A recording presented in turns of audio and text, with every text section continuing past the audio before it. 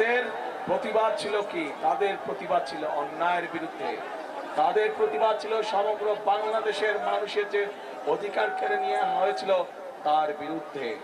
এবং এই অধিকারকে যদি প্রয়োগ করতে হয়, এই অধিকারকে যদি কেড়ে নেওয়া অধিকারকে যদি ফিরিয়ে আনতে হয়, তাহলে অবশ্যই 12 তারিখে আপনাদেরকে সোচ্চার হতে হবে। পারবেন সোচ্চার হতে? 12 তারিখে যদি আপনারা জবাব দিতে পারেন ধানের শীষে সিল মারার মাধ্যমে, তাহলে সেই স্বৈরাচাররা যারা আপনার অধিকার কেড়ে নিয়েছিল তারা তাদের জবাব পাবে। আমরা সব সময় বিএনপি করি যারা আমরা শান্তিতে বিশ্বাস করি।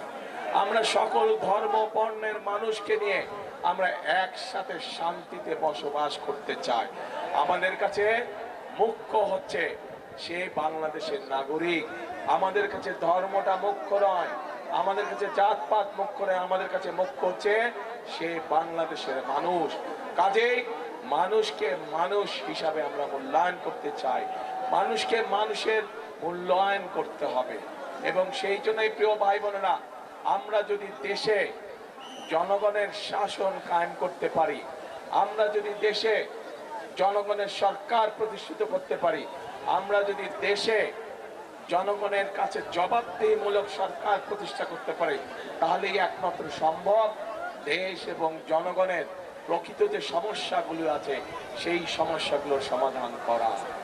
আন্দোলন করেছে, সংগ্রাম করেছে, আমাদের নেতাকর্মীরা সহ বাংলাদেশের মানুষ নিজের জীবনকে উৎসর্গ করেছে, স্বৈরাচারের পতন ঘটেছে। এখন দেশ গড়তে হবে আমাদেরকে দেশ গড়তে হবে, সকলকে আমাদের একসাথে এখন কাজ করতে হবে, দেশ গঠন করতে হবে। আছেন নাকি আপনারা দেশ গঠনে? আমাদের সাথে আছেন দেশ গঠনে? এই এলাকার তরুণদের, এই এলাকার বোনদের কর্মসংস্থার সম্ভাবনা থাকবে। প্রিয় ভাই বোনেরা, একই সাথে আমরা যদি তাঁতের কথা বলি, আমরা যদি লুঙ্গির কথা বলি, রঙের কথা বলি, প্রথমেই চোখের সামনে ভেসে ওঠে সিরাজগঞ্জ পাবনার এলাকার কথা। এই এলাকার মানুষ তাঁত শিল্পের সাথে বহু মানুষ এখানে জড়িত। কিন্তু এই তাঁত শিল্পকে যদি আমরা, তাঁত শিল্পের সম্পর্কে যদি আমরা পরিকল্পনা গ্রহণ করতে পারি, তাহলে এই তাঁত শিল্প উৎপাদিত পণ্য আমরা ইনশাআল্লাহ সারা বিশ্বে ছড়িয়ে দিতে সক্ষম হব। এবং আগামী দিনে আমরা তাই করতে চাই। সিরাজগঞ্জ পাবনায় উৎপাদিত তাঁত পণ্য আমরা সমগ্র বিশ্বে আমরা রফতানি করতে চাই। মাদ্রাসা সহ মসজিদ মাদ্রাসার খতিব, ইমাম সাহেব সহ মুয়াজ্জিন সাহেবরা, শুধু তাই নয়, অন্যান্য ধর্মেরও যারা ধর্মগুরু আছেন তারা এর মধ্যে পড়ে। আমরা চাই এই যে ইমাম সাহেব, খতিব সাহেব, মুয়াজ্জিন সাহেব সহ অন্য ধর্মের যারা ধর্মগুরু আছেন তাদের পাশে সহযোগিতার হাত বাড়িয়ে দিতে, তাদের জন্য সরকারের পক্ষ থেকে মাসিক একটি সম্মানের ব্যবস্থা করতে আমরা চাই। এখন প্রিয় ভাই বোনেরা, আপনাদের সামনে আমি ধানের শীষ 12 তারিখে আপনারা ধানের শীষকে বিজয় করলে 13 তারিখ থেকে ধানের শীষ এই কাজগুলো শুরু করবে ইনশাআল্লাহ। কর্তব্য করে তুলতে হবে। প্রিয় ভাই বোনেরা, এই যে আপনারা লক্ষ লক্ষ মানুষ যে আজ এখানে একত্রিত হয়েছেন, আজ আপনাদের সামনে দাঁড়িয়ে আমি হয়তো প্রতিপক্ষ সম্পর্কে অনেক কথা বলতে পারতাম, আপনারাও হয়তো জোরে জোরে হাততালি দিতেন, কিন্তু তাতে কি আপনাদের কোনো লাভ হতো?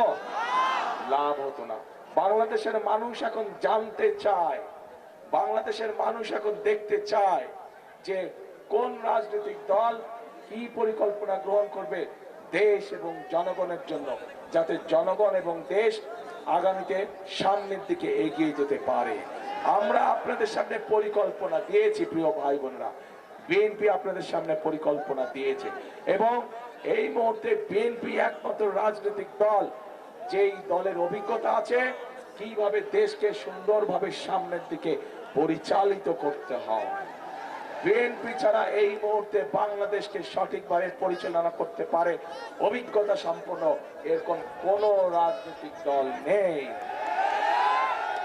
কাজেই প্রিয় ভাই বোনেরা, মানুষ তার উপরেই ভরসা করে যার অভিজ্ঞতা আছে, মানুষ তার উপরে ভরসা করে যার উপরে ভরসা করা যেতে পারে।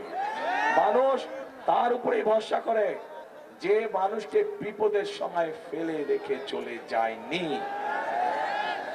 এবং এই সব গুণ একমাত্র বিএনপির ভিতরেই আছে।